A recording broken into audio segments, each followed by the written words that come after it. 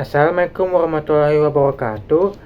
Halo semuanya, perkenalkan nama saya Ivan Kenji Sakai dari mahasiswa Universitas Bina Sarana Informatika kelas 33.8A.07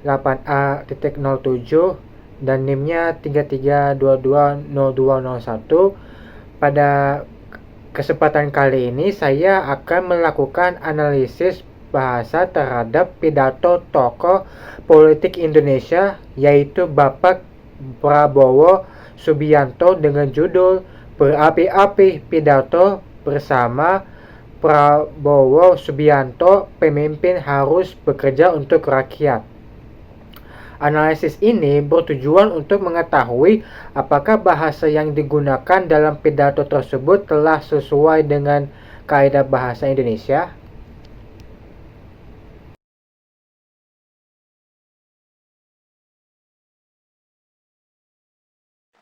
Bangsa yang berani adalah bangsa yang bisa bikin yang tidak mungkin menjadi mungkin. Pada cuplikan ini terdapat penggunaan kata bikin dalam kalimat tersebut. Dari aspek diksi, kata bikin merupakan bentuk tidak baku menurut KPBI. Dalam ragam bahasa resmi, khususnya pidato kenegaraan, bentuk yang lebih tepat adalah membuat. Berdasarkan kaidah bahasa Indonesia, pemilihan kata dalam pidato resmi sebaiknya menggunakan kosakata baku agar menggunakan kesantunan berbahasa dan meningkatkan kredibilitas pembicara. Meskipun demikian, penggunaan kata bikin dapat dipahami sebagai strategi komunikasi untuk menciptakan kesan yang lebih akrab sehingga pesan lebih mudah diterima oleh masyarakat.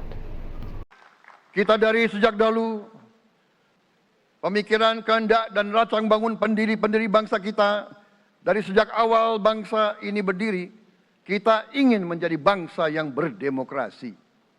Kita menempatkan kedaulatan rakyat setinggi-tingginya.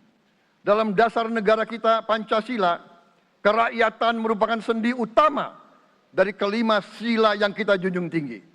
Kerakyatan yang dipimpin oleh hikmat kebijaksanaan dalam permusyawaratan perwakilan. Pada bagian ini ditemukan pengucapan racang bangun. Berdasarkan KBBI, bentuk yang benar adalah rancang bangun. Selain itu, pada bagian berikutnya terdapat penggunaan istilah seperti kerakyatan, hikmat kebijaksanaan, dan pemusyawaratan yang merupakan kosakata baku dalam bahasa Indonesia.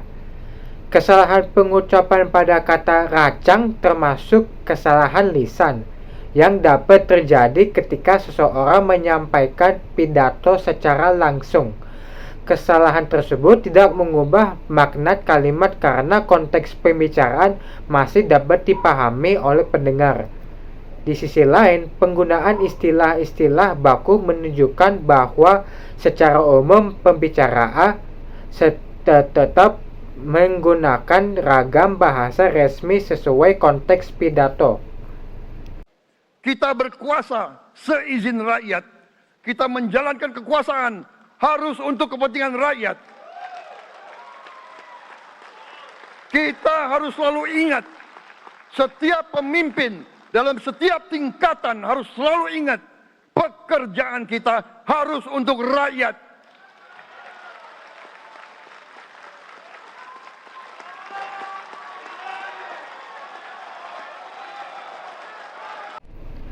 Kalimat ini memiliki gagasan utama yang jelas, yaitu bahwa kekuasaan harus dijalankan untuk kepentingan rakyat.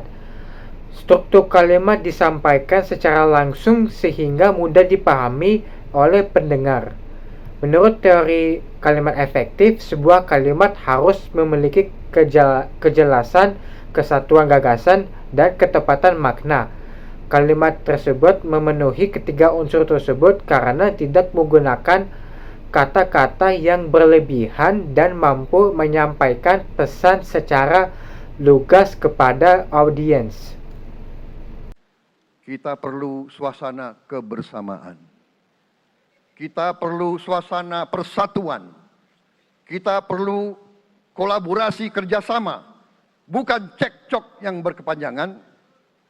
Kita perlu pemimpin-pemimpin yang tidak caci maki, pemimpin-pemimpin yang arif, yang bijaksana, yang mengerti dan cinta budaya dan sejarah bangsa sendiri, yang bangga dengan adab, tradisi, dan adat bangsa kita sendiri.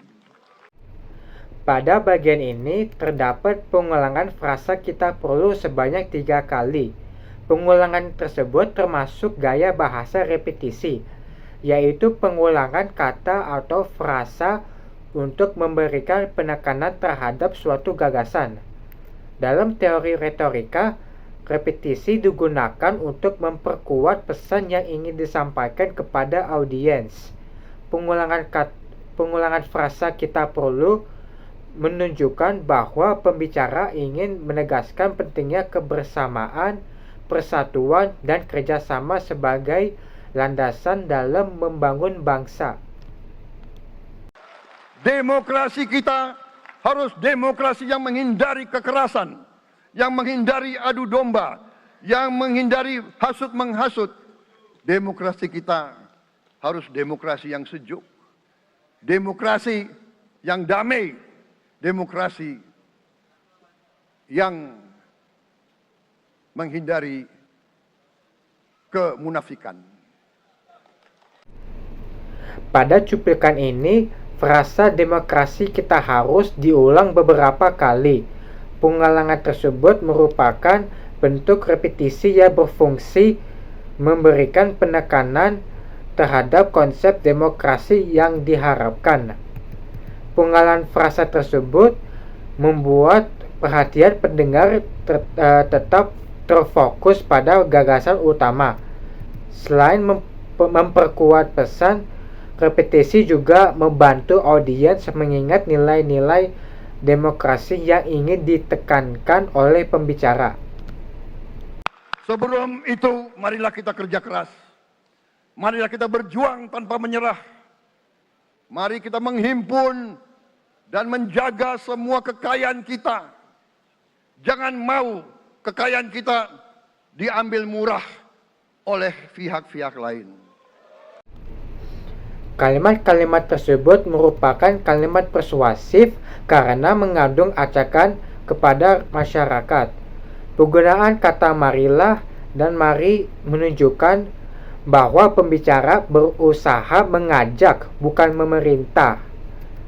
Dalam retorika, kalimat persuasif bertujuan memengaruhi sikap maupun tindakan audiens.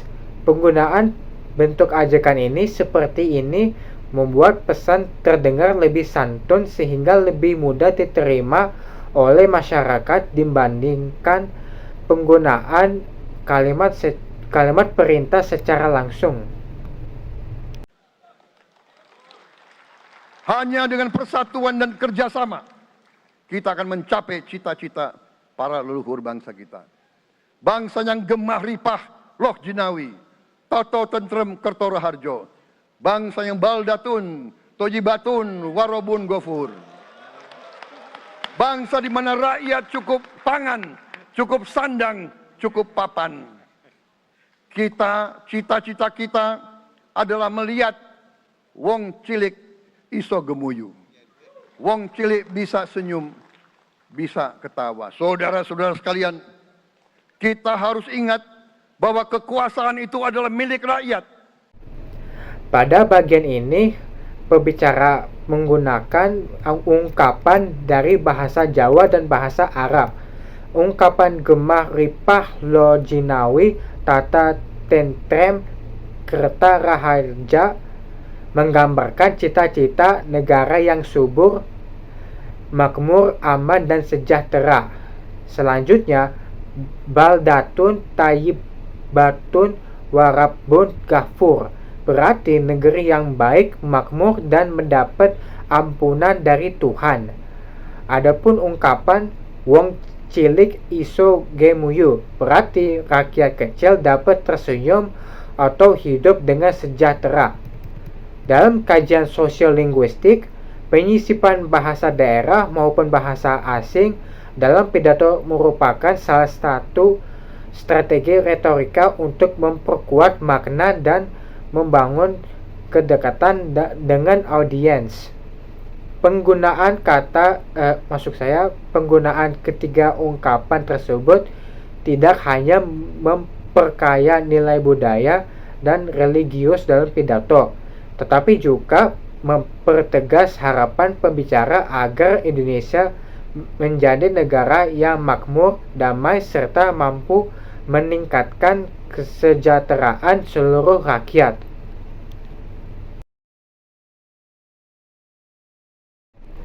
Berdasarkan hasil analisis pidato Bapak Prabowo Subianto, secara umum telah menggunakan bahasa Indonesia yang baik dan komunikatif. Sebagian besar kosakata yang digunakan merupakan kosakata baku.